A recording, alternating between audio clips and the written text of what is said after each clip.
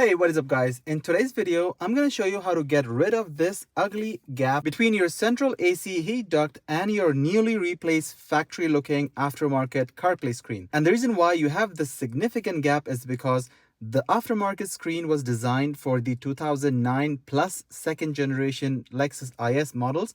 And keeping that in mind, when we retrofit the same screen on any model older than 2009. For example, in my case, this Lexus IS is the 2007 IS350, and the solution to it is to replace the central AC air duct to its newer model of the same generation. So I got myself a used 2012 IS AC air duct, and you can see the significant difference between them is that the AC flap controls is in the center on this newer model, and the color comes only in a black matte finish. So I'm going to go ahead and remove the older piece and retrofit the newer piece. The easiest way to remove this AC air duct is to insert a flathead directly inside and push the pin downwards, and this will unlock the air duct. So you just insert a flathead, push it down, bring the clips down, and similarly on the other side, when you bring the clips down, it automatically unlocks and stays there. For example, this is the clip that I'm showing you, and as you can see, you put your flathead inside here and you press that clip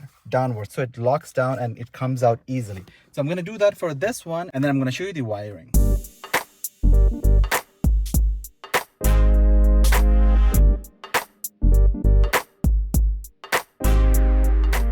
There you go. Comes out straight, and there will be two plugs inside. The first one is here. Click on this, take it out, and the next one is here. There you go. So this one's out, and as you can see from the light, this is the clip where you have to put the flathead inside here and bring it down so that it comes out easily. From size comparison, they're exactly the same, and the newer model has the AC air control on the center. And the other significant difference is that the newer model only comes with one clip, and that's because the light is only required in the center here, while the older model comes with two clip locations because they need the lights to come in both sides. So it's very simple. What we're going to do is, from the new model, we can see that there is a white and a green model, and on the older cable we can see there's a white and a green. Place it together. After that, we will be able to just push it in and replace it. But before that, I'm going to show you how to replace these connectors if it came broken just like mine. So I picked up this used part from the scrapyard for only $60 Canadian. But the only reason why I got it for so cheap is because the connectors were missing or broken. So I got one trim connector here, and the others are all broken. So I'm going to go ahead and transfer it from the older piece to the newer one. Alright, so I have removed them all here, and I'm just going to go ahead and install it in the newer version. Okay, so all the four connectors are now in place.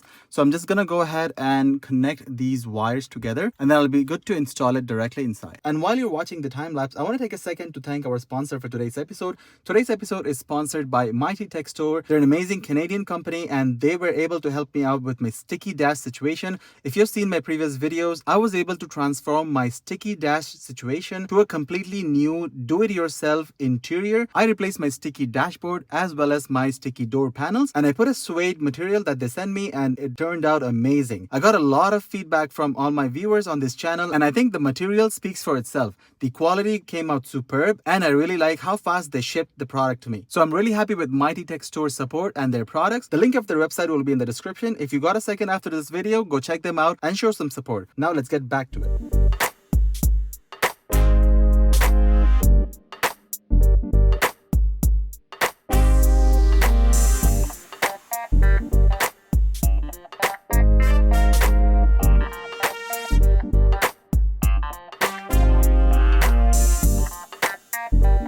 Alright, so it looks absolutely phenomenal. I really love how it looks right now, and the gap is now diminished as compared to before. In case you still have a bit of gap here in your installation, what you could do is you could unbolt the four bolts that goes underneath on either side of this aftermarket unit here. I am happy with what it looks like today, so I don't need to do anything else anymore. I know that this was a used item, and I'm really happy with how it turned out. All the flaps work properly, and I don't have that significant gap here anymore. So the central unit now looks absolutely phenomenal. If you're interested in learning how to install this aftermarket CarPlay screen in your Lexus IS second generation, click on the tutorial video that will be posted here. And if you like this suede interior, there is also going to be a link in the description to purchase it, and I have posted a complete tutorial on how to install it completely completely by yourself. If you've learned something new today, hit that thumbs up button and don't forget to subscribe. Until next time, I'll see you on the next one.